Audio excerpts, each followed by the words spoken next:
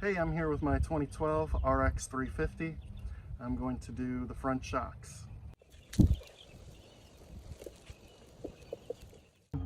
So I made the video of the rear shocks. Front and rear, they don't always go bad at the same time. So I'm replacing the front shocks, and there you can see the shock in there. We're basically going to unbolt it from the top. You gotta take off a bunch of covers and then unbolt it from the bottom, take the whole shock out and put the new one in. So what I did do to save me some time is I bought strut assemblies. You can just buy the struts without the springs and then swap the spring from your old one to the new one. But in order to do that, you'll need a spring compressor and patience. So I did that in my Mazda front shock video. I've since found it worthwhile to just buy the strut assemblies. Now these are cheap strut assemblies off of eBay. We didn't want to spend too much money on this ride. Hopefully the results are good. Okay, so if you only have one jack, you'll need to lift up the car, put a jack stand under it to support it, and remove the jack in order to use it for lifting the assembly. Up here you see all these covers. The shock tower is underneath this one. Just pull it off, and there you can see the 3 shock tower bolts. So one of the reasons I don't need a spring compressor is because I bought the complete strut assembly. This is the new strut assembly that I got. So if you wanted to just replace the shock part inside, then you would need to compress this in order to loosen this bolt or this nut and remove the shock from the spring and put the spring on the new shock. I find these reasonably priced so that I can just buy it already built and swap it in. This bad boy out of the way. So I'm going to loosen these 2 nuts that holds the shock to the upright. We're going to loosen this right here, which is the sway bar mount. I'm going to loosen this guy right here, which will allow your brake hose to move separately, as well as your wheel speed sensor for ABS or whatever.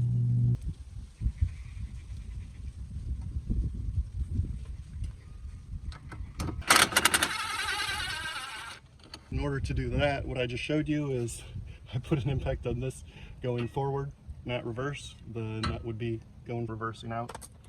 And loosen the nut side. Right now, this is all loose. The next step is going to be to loosen the shock tower up at the top. Once I push these bolts out, this will be allowed to kind of fall. So it'll tilt back, and this is where I need to support with the jack when I'm aligning the new shock, maybe even to get this one out, we'll see. I'm also not taking this off, so you'll want to make sure that you don't damage this. It's got a little clip, I'm going to remove that.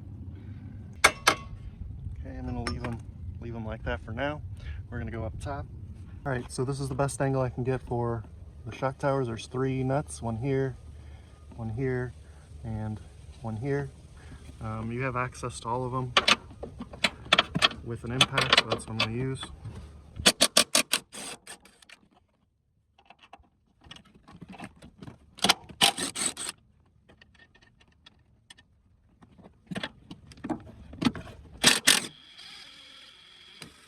Alright, so I got the shock tower loose, so you can see this whole assembly is wiggling now. And then I can remove these 2 bolts and the whole thing will slip down. And probably position my jack. There we go. We're going to work out here. These aren't threaded in here, but unthreading helps come out. Sorry about the wind noise. More joys of working outside. If I had a punch available, I could just kind of remove these that way, but there we go, 1 out. There you go, 2 out. Now the shock's ready to be removed. So make sure it's not hooked up to any wires. Move it up a little bit. So I'll need to come this way a little bit. And out. Oh, they aren't light. Just throw this over the... Oh, you should wear gloves. I usually do. So here I got the old and the new shock. I like to compare them ahead of time because when I put them on, I notice differences and then question whether I'm putting it on correctly. One of those differences is the stud length. So I noticed on these, they didn't stick out further because I already did the other side. So to give you some context. So notice these studs are shorter, so they're going to stick out less than these. They work, but just something you'll want to pay attention to. The new shock comes with the nuts installed, so you don't want to get halfway into it and realize you got to take these off. So I'm going to take these off now. The sticker says vehicle height may appear high after installation. Allow coil springs to settle. Okay. They are different springs from stock since I'm not replacing them, so they could have a different spring rate, I guess, too. So these are side specific. So the thing that makes them side specific is the sway bar mount. So on one side they'll both be towards the back, which makes the strut different. So on the other side I attach the bottom first. This time I'm going to try to attach the top first, just because I think it might be easier. Let's see if I can hold it up and put a nut on it. Something that I feel so.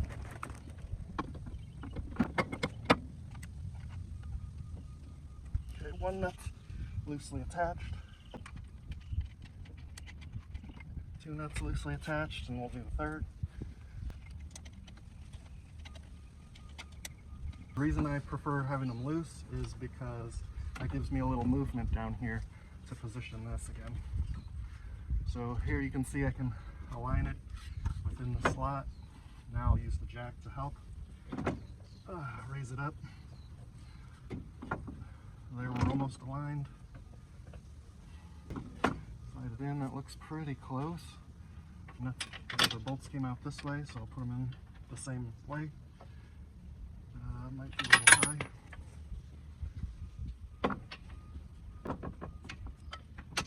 There we go. Now that I got it started, I'm going to use a hammer. Yep, got that. Put the nut on it. And we're basically there. Everything else is just tightening everything down. Oops, and not dropping your bolts.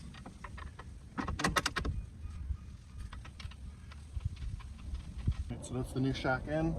I just put these nuts on loose, so they're just there. I haven't tightened them. What I just did now that it's in place, the sway bar aligns pretty easily. Sometimes you might have to push or pull on it a little bit, but this lines up. I don't know if that's because my sway bar mounts are worn out or not, but they seem okay. Put the sway bar mount nut back on.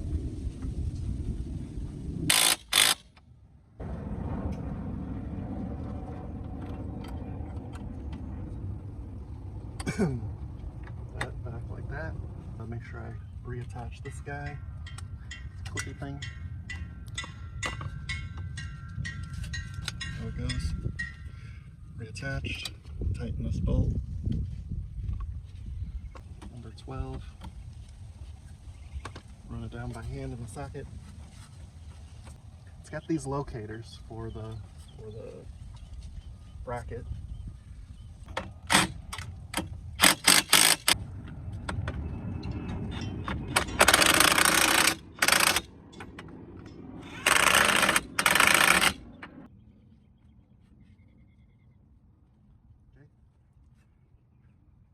So that's it. So there we go. We got the new shock installed.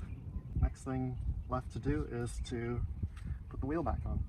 Oh, you know what's not done? We didn't do the top bolts.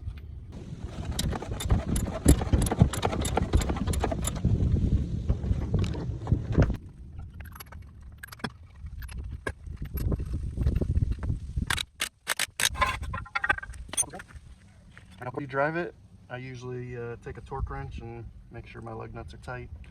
Pop these covers back in place. The seal goes out. I think they go tuck in the bottom first. Slap them on.